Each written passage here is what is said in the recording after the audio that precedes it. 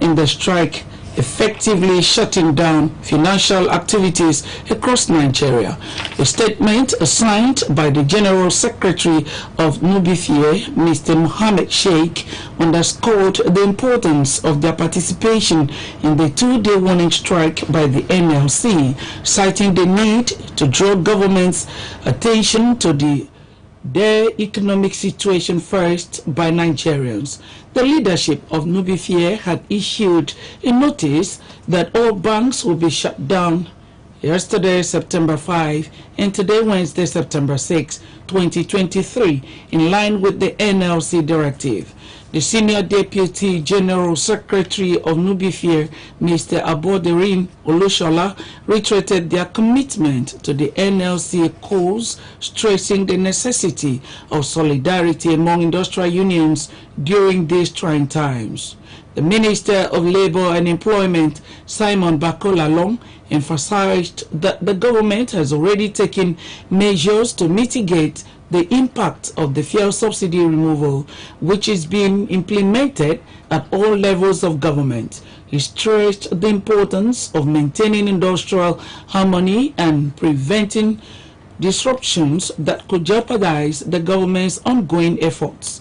The national leadership of the NLC shunned the last-minute reconciliatory meeting convened by the minister, which the purpose of vetting the two-day warning strike already declared by the Labour Center.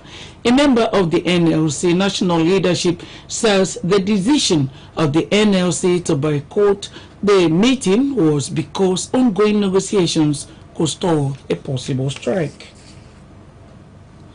Meanwhile, in Uyo, the Akwa Ibom state capital, the leadership of the Nigeria Labour Congress, led by the chairman, Comrade Sonny James, were at major premises of government offices, including the Donaldson Secretariat, the Dakar Secretariat, and the Federal Secretariat, to ensure workers complied with the NLC sit-at-home order.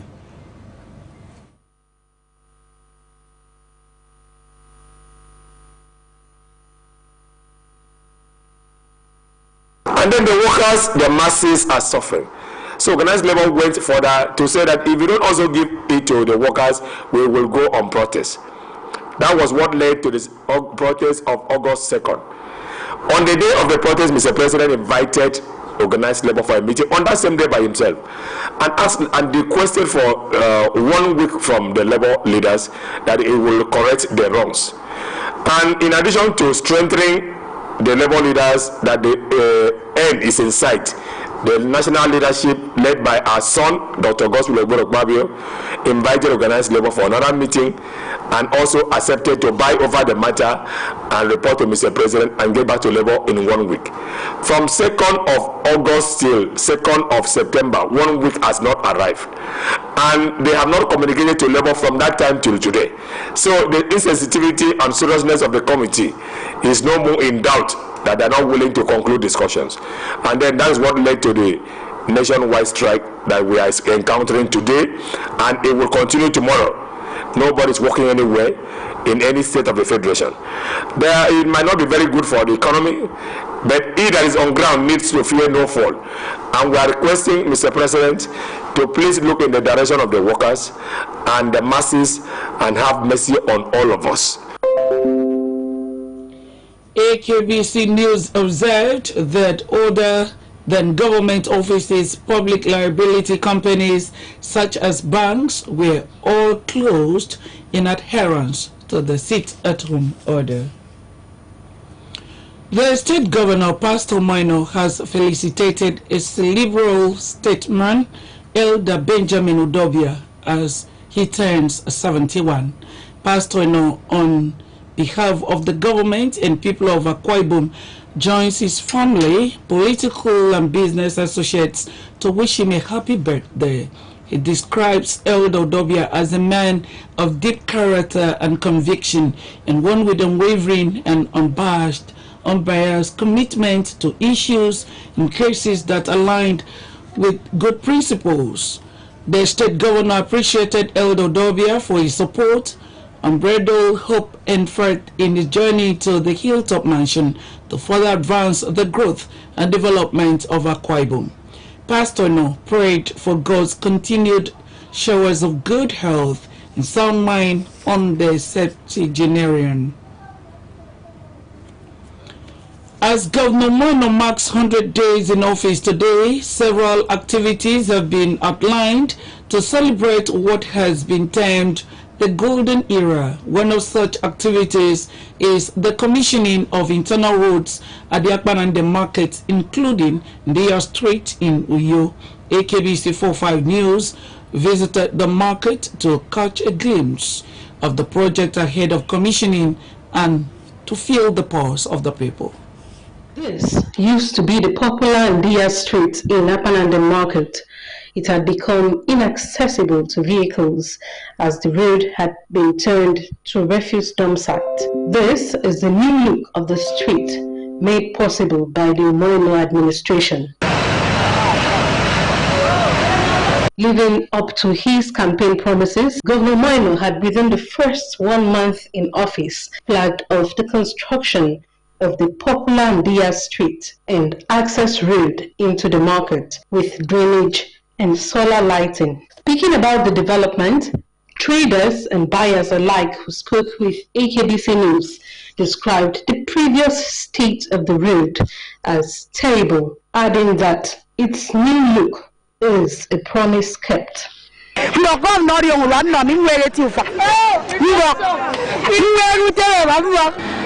one of the changes that I have seen is that there is peace in the market. I mean, this market area. First of all, we opened that doors being placed and constructing the road there. I did song in on them, and I'm phone of Porton. Look at that, I'm boy for rock and them in Bagami, and I'm my phone getting ready on song, and I'm mini a tie for boy. I said, you can abandon Jesus. It will in the can you go enjoy? Could be no more. Add your own song, and I'm born with Iban. Iban could be no set. But I'm doing. I saw put up this. I nearly or mono. I will carry everything will change. Say, rock and them came brami. It can we're very about international markets. In fact, may regard this market now as international market. Now I hear this singing band, cool rock and them. I mean, men can enjoy. Those rock Panama, but now I have for a Jesus Christ. I know to Ndia Street, and I'm the phone. I'm not talking about Ndia Street. Our dynamic governor, and I'm a TAT.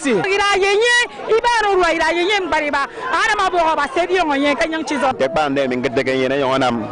But I'm in Boba, Simboria, but I'm not hearing what talk and tell me. And I'm a go water. But I never see you, but up to the part of and Guyana. The commissioning of Ndia Street with access roads into the Akpanande market is part of activities to mark 100 days of Governor Moino. Other activities include groundbreaking of the Arise City Estate in Birebe Pawat, Ibesikwa Sultan local government area, flag off of distribution of palliatives at Government Warehouse, Ikwadekpenudo, in Surubium local government area, as well as photo exhibition and dinner at the Banquet Hall, Government House, Uyo.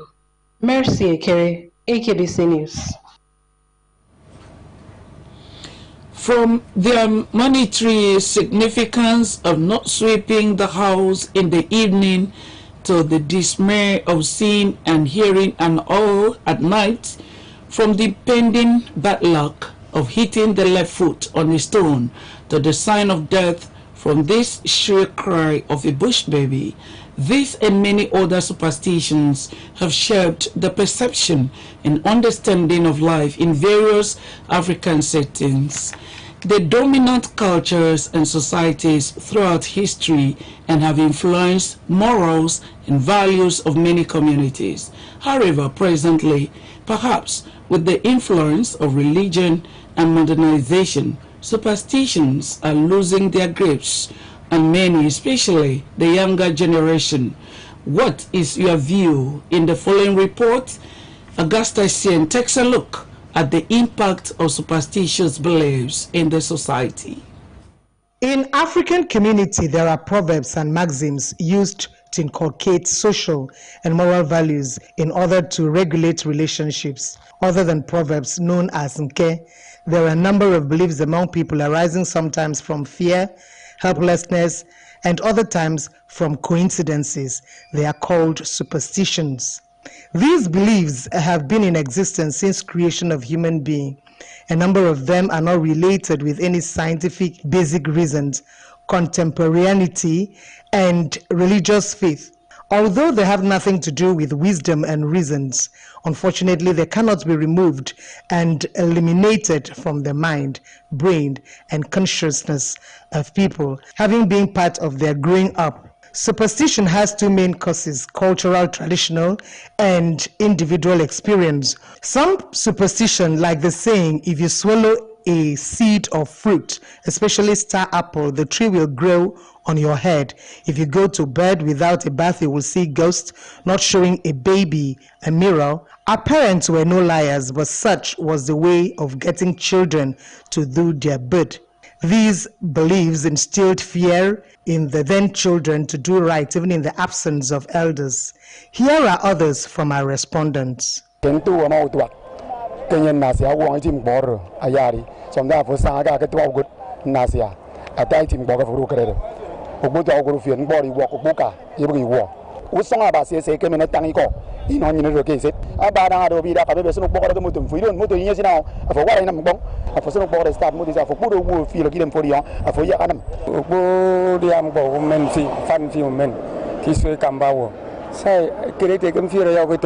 was what I used to hear, that maybe by the time you swallow udra seed, probably it will come out from your head. And like a tree, I heard when you lie, you will die. So that at least that habit of lying will not be in you. So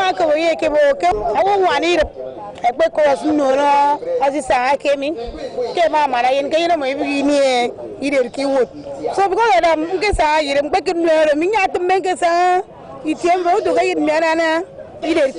what is the importance of superstition to a society? These beliefs have been shown to help promote a positive mental attitude, shape morals, shape people's perception and understanding of life. It is an intergenerational vehicle of values such as hospitality, chastity, truth, respect for old age, covenant keeping, hard work, and good character. However, they can lead to irrational decision making, such as trusting in the merit of good luck and destiny rather than sound decision making. On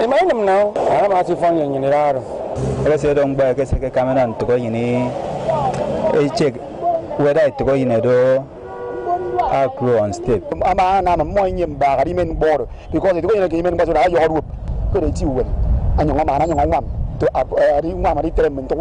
They just put that fear into you, just that fear in you.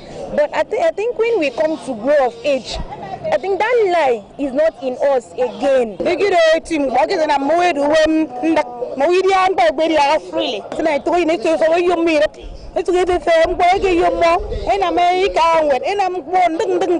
On the other hand, superstitions have caused some to dwell in fear of the unknown and further indulge in certain unexplained actions such as carrying charms, wearing certain clothes, visiting places associated with good fortunes, preferring specific colors and using particular numbers, not going out of the house on certain days, maybe because one has hit the left foot on a stone, seen a black cat, and also is in the first trimester of a pregnancy. Due to widespread perception of Western culture, increased access to information and technology, superstitious beliefs are phasing out in the urban communities. Nevertheless, some people still cling to them.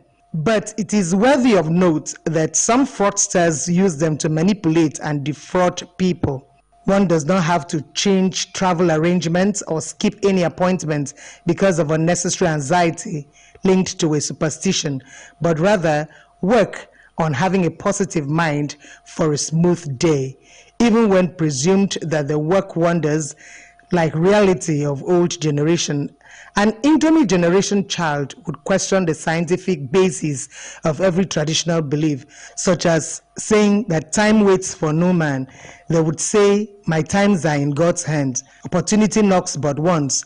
They would say, I have a God of second chance. And when one door closes, another opens. Make hay while the sun shines, and they would say, even when the sun goes down, there is electric power to dry the hair. I have a film, and I'm not going to work again. I will feel that I'm out of perfume. The day that I mean, meditation, so I don't money by me, I'm your body, Medago. They you don't come as a young lady, I guess, and the other Indominiciba, and to Midami. Indomina bad, we told you media to meet the Media was in on young Boggin, and you're Indomin. In a man, they need a man of your mommy, I don't believe you. No work. I'll swallow it several times, but you eat a baggy buggy. So, is it possible that superstition and ancestral belief will be extinct sooner than later?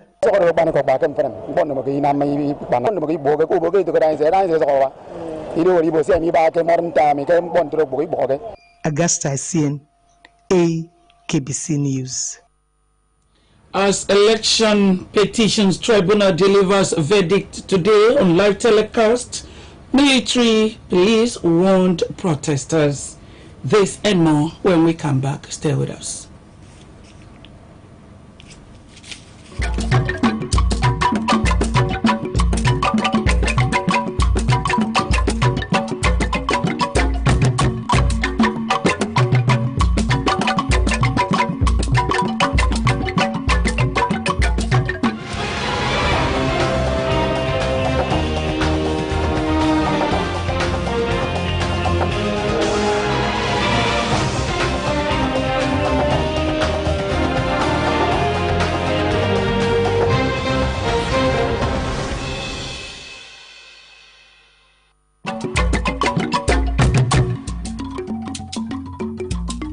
So good to have you back.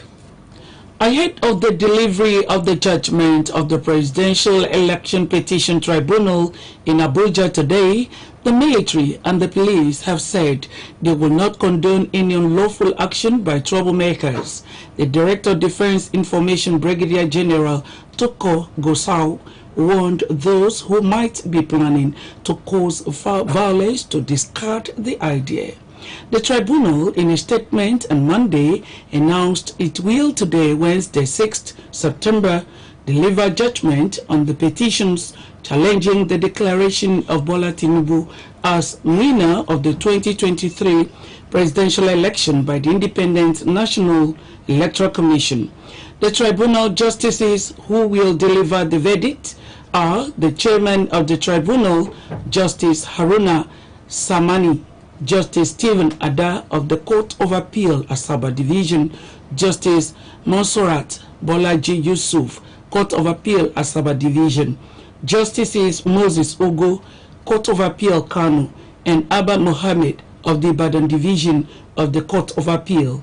The chairman of INEC, Professor Mohammed Yakubu, had on March 1 declared Tinubu the president-elect because his party scored the majority of votes cast in the poll, in the 2023 poll.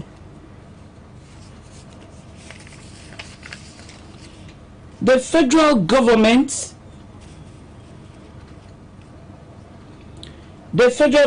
has unveiled plans to include families of wounded and fallen soldiers in the National Social Register and its poverty alleviation programs. The Minister of Humanitarian Affairs and Poverty Alleviation, Dr. Betta Edu, made this known during a meeting with the Chief of Defense Staff, General Christopher Musa, on Monday in Abuja. Edu expressed the need to support families of deceased soldiers, stressing that there was need to expand the social register to accommodate military personnel that have either been wounded or affected by war, even soldiers that left their families behind. The minister said she was at the defense headquarters to solicit the support of the Nigerian military to tackle humanitarian crises across the country, explaining that alleviating humanitarian crisis and poverty is on the front burner of Tinubu administration. A Kano State High Court has set aside the suspension of the 2023 presidential candidate of the New Nigeria People's Party (NNPP) from the party. Justice Usman Nama yesterday granted an interim injunction restraining Boniface Anebonam Agbo, Major, and 15 other respondents from parading themselves as national officers and leaders of the party pending the hearing and determination of the motion of notice. The judge also set aside the purported suspension of Senator Rabiu Musa Kwankwaso as member of the applicant. Kwankwaso was earlier expelled by a faction of the New Nigeria People's Party under the leadership of Major Agbo. Senator Rabiu Kwankwaso was the presidential candidate of the NNPP at the last presidential elections. For the family members of Michael Achibong, a retired staff of AKBC, September every year will remind them of the painful exit of their father, brother, and son, who passed on at 61. The funeral, which held at Community Secondary Commercial School, Ibiakuitam, was conducted by the Salvation Army, Ibiakuitam Corps. Eyageno Paul brings the sights and sounds of the funeral. It was amazing to witness the wife of the late Michael Achibong, Lucy, the children and family members turning the tears of losing a husband and father into the celebration of his life and times.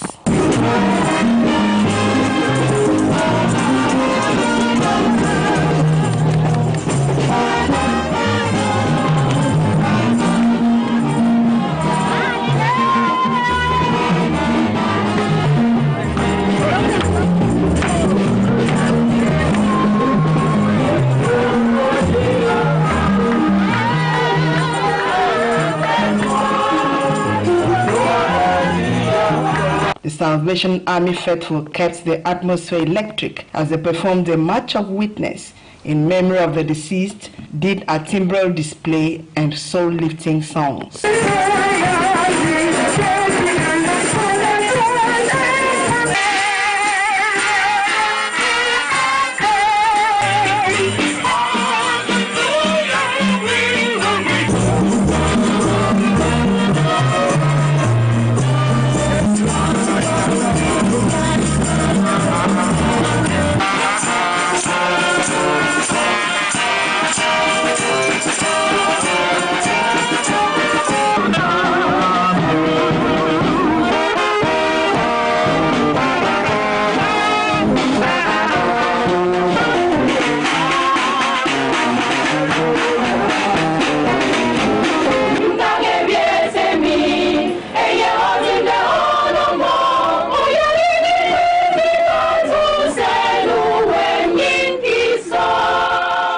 In their tributes, one of the sons, Michael Jr., friends, colleagues, and the church described the deceased as an amiable man who was always smiling, easygoing, and hardworking. I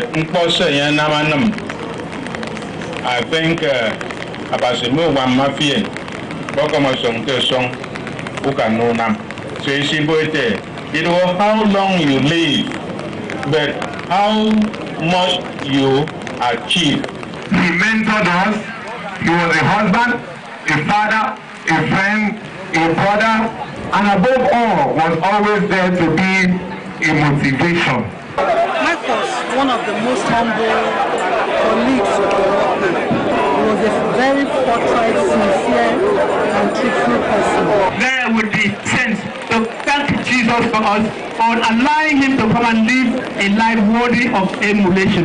The AKBC TV chapel, in a condolence message read by the Vice Chairman, A.I.N. Paul, said Mike, as he was fondly called in the TV newsroom, was a committed member of the union who served as a vice chairman and editor in different administrations, a dependable ally and an epitome of love. Even as he devoted his time and resources to counseling and mentoring younger ones. As difficult as this passing may be, we urge you to take solace that your late father has finished his early course with lasting impressions on the sands of time. In his message at the funeral, Major Friday Bo, who preached on live as a human, not as an animal, said human beings who God created in his image are now envying animals and behaving like them, urging the congregation to shun bad attitude.